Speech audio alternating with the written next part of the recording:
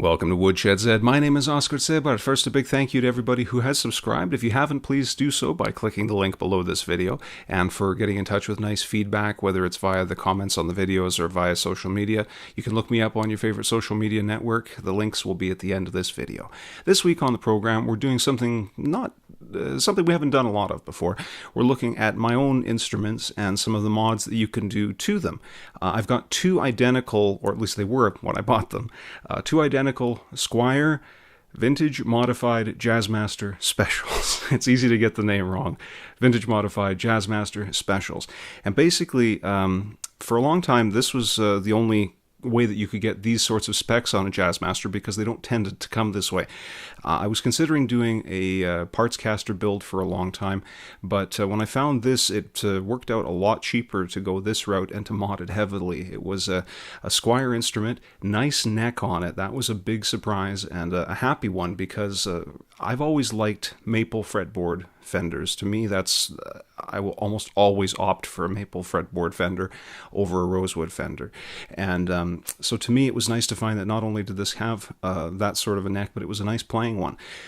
It also didn't have a route for the standard vibrato system that you find on a Jazzmaster. Usually there's a big hole cut at the very back of the guitar, or rather the very bottom of the guitar, however you're configuring it, for the recessed vibrato system. I was hoping to put a Bigsby on mine, and so in order to do that, you'd either be screwing it down around a big hole, or you'd have to get some sort of a cover to put over top of it. This one, the wood is solid, it's easy to route, or it's easy to mount one without any problems. So basically that's what I did. I've had one for about a year and a half, and the other one for slightly less I got as a backup, and I'm planning on modifying both of them quite heavily. One of them I've already started, and so we're going to be comparing the two of them today and getting a sense of how you can modify cheaper instruments to make them much more usable, and also that in some cases they're pretty good as is if you aren't looking for particular sound out of them.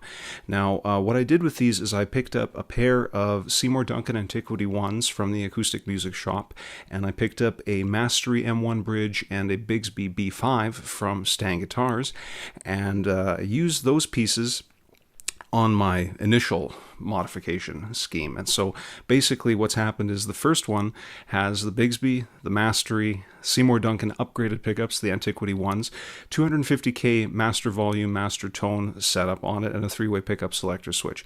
That's where the mods are right now. There will be more in the future. The other one that we're going to look at is bone stock. It has a stacked volume tone for the neck pickup and a stacked volume tone for the bridge pickup with a 3-way selector switch. Easiest way to tell the difference between the two guitars is that the one that has a stop tail is stock, and the one with the Bigsby is the modified one. The other thing is the pickups in the original one are Duncan designs, so we're comparing two different forms of Seymour Duncan pickups here, but the Duncan design ones are the ones that come stock with this guitar.